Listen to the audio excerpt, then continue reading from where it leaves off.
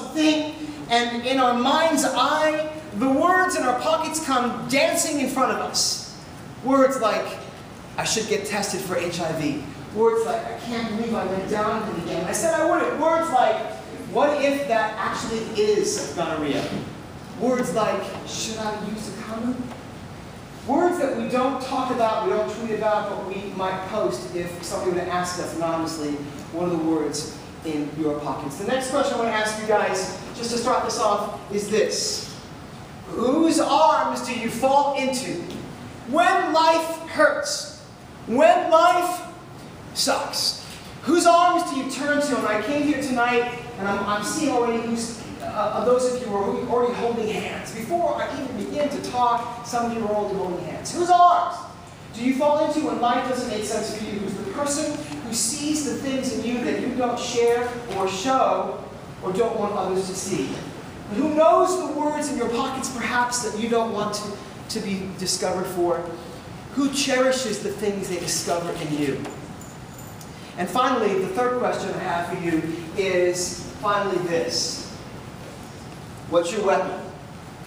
What is your weapon when you don't like the answer to the first two questions? What are the words in your pockets? And whose arms do you fall into? What do you do about it? How do you deal with the difficult days or the private midnights of growing up? And I love the expression of private midnight. It's that period of between 12 and a half years of age to 23, that arc of adolescence that we just wish our life would start. It's one long dark highway, and we think, when can I actually be the person I came here to be? How do you get through your difficult days and your private midnights if you don't know who to tell the secrets to, the words in your pockets and the things that you're afraid others will find out about? Are you your Facebook profile? Is there something more to you than just what you're saying, what you say to people? And are there things about you that you would never share, but if you did, because you were to share them, we're afraid that we would become unfriended? But are there people in our lives in front of whom we share those things and they would only hold us, not unfriend us? They would actually cherish the things they discover about us. Everybody I meet, everybody in this room wants to be discovered. Everybody wants to be found out. At the same time, we're afraid of getting found out because we don't want to get unfriended or rejected. But we do want a loving other of our own choosing. A parent, a friend, a roommate, an RA, a counselor, a teacher, or even a stranger at a bus stop. To see the things in us that we don't share with others, and hopefully love the things in us and cherish what we can't yet cherish about ourselves.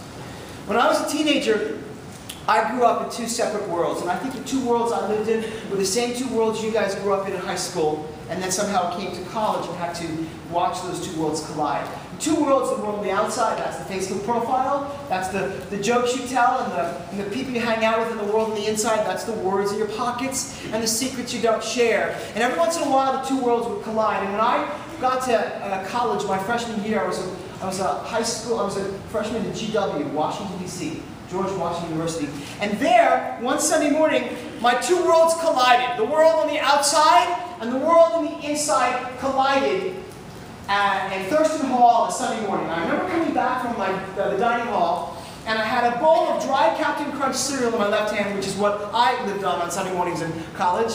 And in my right hand, I had my room key, and on the door of my dorm room was a picture taped to the door. It was a picture of an almost naked man, an actor from a TV show called Trapper John M.D. in the 1970s.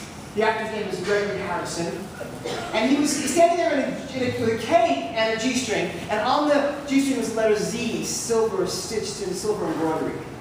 And I stared at the picture on the door of my dorm room because it said these words. Let me see if I can find what it said. It said, "Dear Scott, this picture is for you because I love you." I don't have the picture, it would be kind of inappropriate to show it, but it's a picture of an almost naked man, arms across his chest, and the words, "I love you," on his stomach.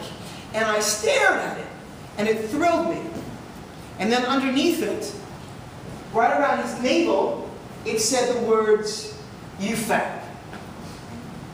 The Captain Crunch in my left hand began to shake. I put it on the floor, I took the picture down, I folded it in half. I folded it in half again, and I placed it carefully in the front left pocket of my favorite ripped jeans. That's the place we hide our secrets. Not on Facebook, and not on Twitter, but the place where we hold our secrets in our pockets.